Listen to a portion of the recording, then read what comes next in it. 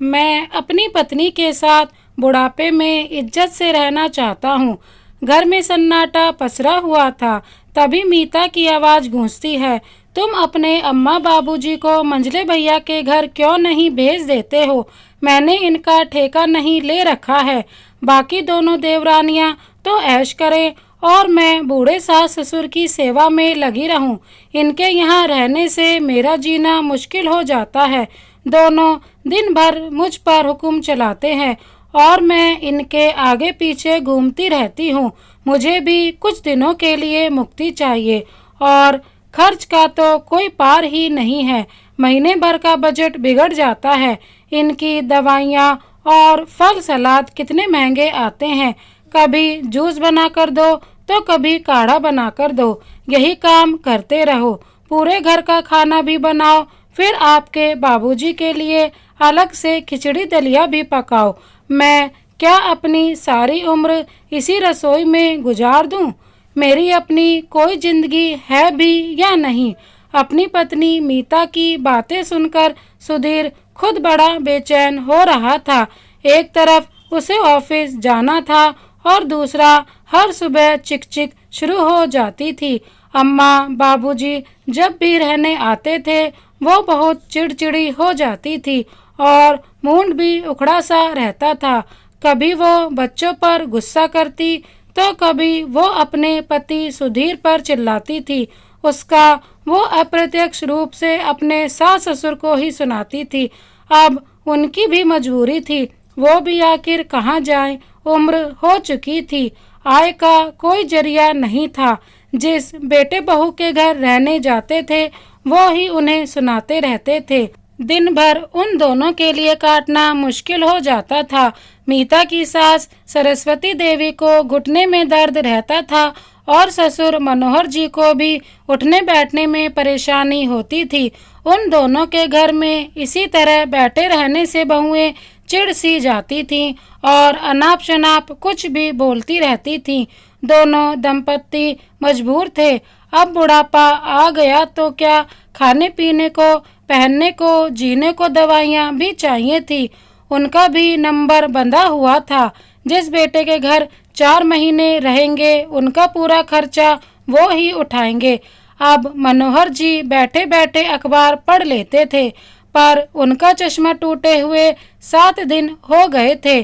पर मीता चश्मा बनवाने नहीं दे रही थी क्योंकि थोड़े ही दिनों बाद वो मंझले बेटे अनुभव के घर जाने वाले थे तो वो ही चश्मा बनवा देगा। वैसे 4 महीने से ऊपर हो गए थे, इसीलिए मीता झल्ला रही थी। मंझले बेटे अनुभव को घूमने जाना था तो वो चला गया और इधर सरस्वती देवी और मनोहर जी को रहते हुए 3 दिन ज़्यादा हो गए थे। सरस्वती देवी और मनोहर जी के 3 बेटे थे, सुधीर, अनुभव और गौरव।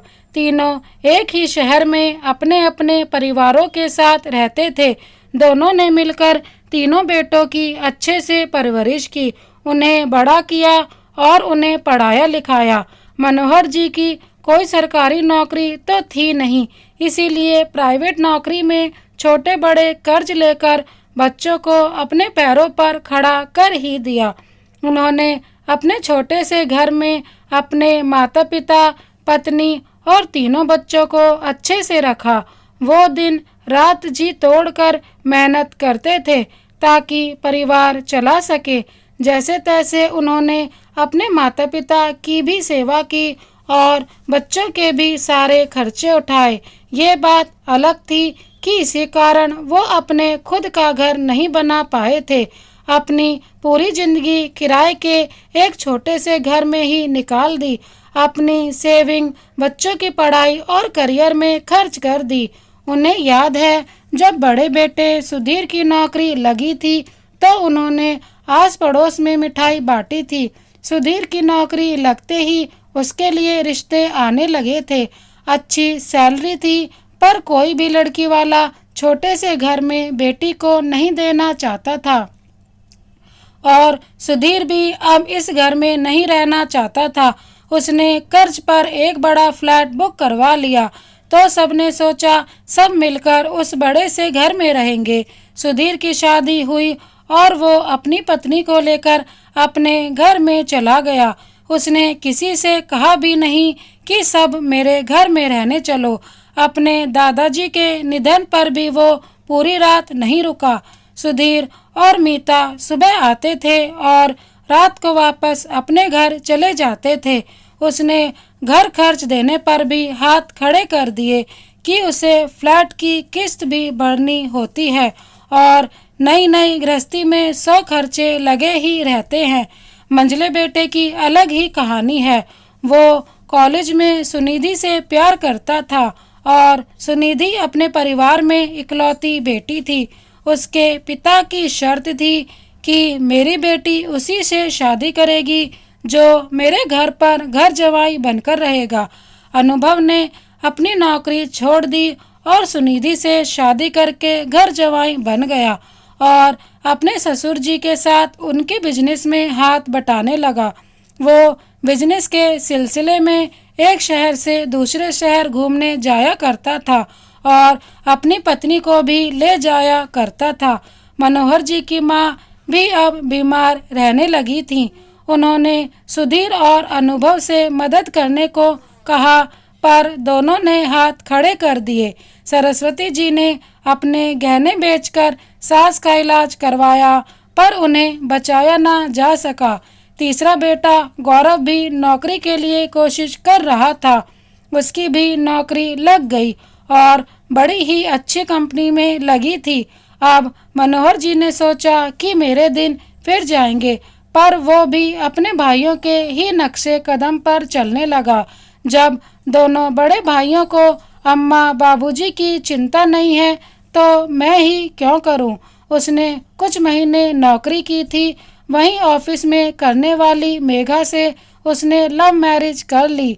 तीनों बेटे उन दोनों को अपने हाल पर छोड़ गए। बहुएं कभी वहां आकर रहना भी पसंद नहीं करती थी। मनोहर जी ने रिटायर हुए तो उन्हें पैसा जो मिला तो उन्होंने अपना सारा अगला पिछला कर्ज जो लोगों से और बैंक से बच्चों की पढ़ाई और करियर के लिए लिया था वो सब चुका दिया। उन्होंने तीनों बेटों को कहा कि अब हम दोनों तुम तीनों की जिम्मेदारी है।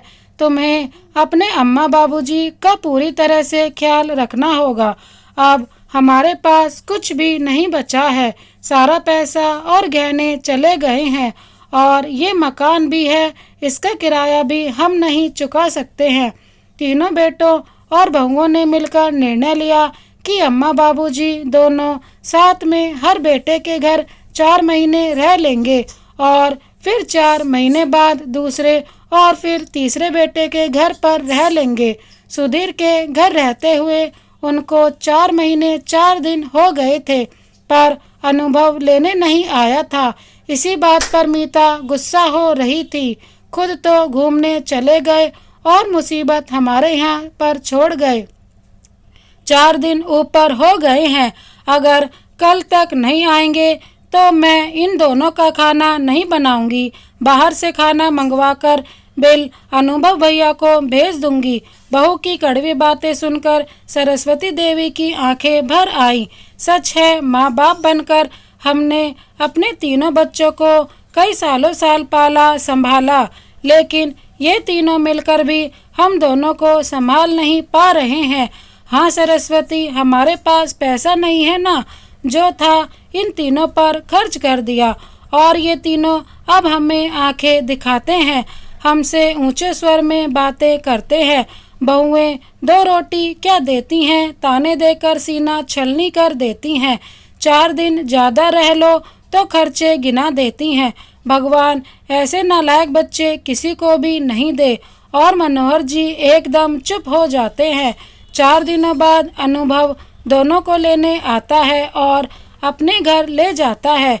अम्मा बाबूजी अपने रहने की व्यवस्था घर पीछे वाले कमरे में की है। आपको जो भी जरूरत हो बोल देना।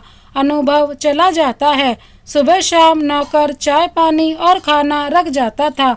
सरस्वती देवी तो ये सोचकर आई थी कि अनुभव के बच्चों को गोदी में खिलाएगी, पर उसके बच्चों को तो आया संभालती है और बहू सुनिधि अनुभव के साथ ही बिजनेस करती है। दोनों को पीछे वाले कमरे से घर में आने की अंदर इजाज़त नहीं थी। अनुभव एक बार उन्हें पीछे कमरे में छोड़कर क्या गया वो दोबारा आया नहीं, और सुनिधि तो अभी एक बार भी उनसे मिलने आशीर्वाद लेने नहीं आई।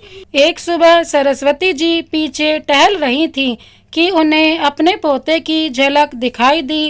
वो मोहवश घर के अंदर चली गईं कि आया उसे खिलाने की कोशिश कर रही थी, पर वो चुप नहीं हो रहा था और लगातार रोए जा रहा था। 9 महीने का बच्चा बोल भी कहाँ पाता है। उन्होंने उसे गोदी में लिया और उसकी नाभि पर हींग लगा दी। वो चुप हो गया और हंसने लगा। वो उसका लाड़ दुलार करती रही। थोड़ी देर बाद बेटे बहू आए और आया का गुस्साया चेहरा देखकर आश्चर्यचकित रह गए। मैं यहाँ काम नहीं करूँगी, इन्होंने मेरा अपमान किया है और मेरे हाथ से बच्चा ले लिया। ये सुनते ही दोनों उसे मनाने लग गए। सुनिधि गुस्सा हो गई, आपने मेरा बच्चा हाथों में क्यों लिया? क्या पता आपके हाथ साफ हैं या नहीं? अनुभव कुछ ना बोला। सरस्वती देवी रोते हुए पीछे कमरे में आ गई। आज वो फूट फूट कर रोई। मनोहर जी ने रोका नहीं।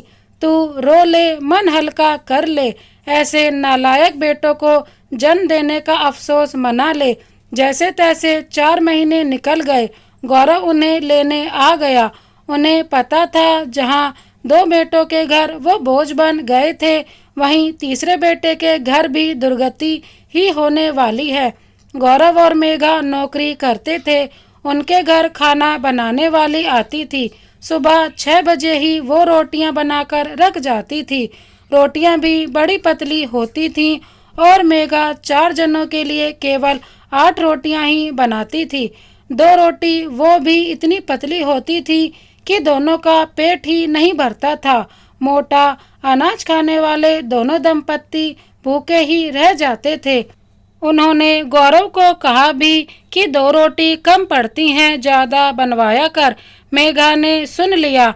आप दोनों दिन भर घर पर बैठे ही तो रहते हैं, ज़्यादा खाना खाएंगे तो पचेगा नहीं। इस उम्र में कम ही खाना चाहिए। इसके बाद दोनों ने कभी बेटे बहू को नहीं टोका। एक रात दोनों ने मिलकर फैसला किया और रविवार को तीनों बेटों को एक साथ बिठा लिया।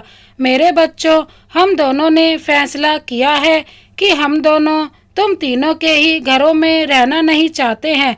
तुम तीनों ही हमें ऐसा खाना देते हो जैसे कि कोई एहसान करते हो। हमारे अंदर भी स्वाभिमान है। हम इज्जत की रोटी खाना चाहते हैं। तुम तीनों के घरों में हमारे साथ जो व्यवहार होता है वो हम और सहन नहीं कर सकते हैं। मैंने एक छोटे से किराए के घर में अपने माँ बाप के साथ तुम तीनों को भी अच्छे से पाला और अपने पैरों पर खड़ा कर दिया।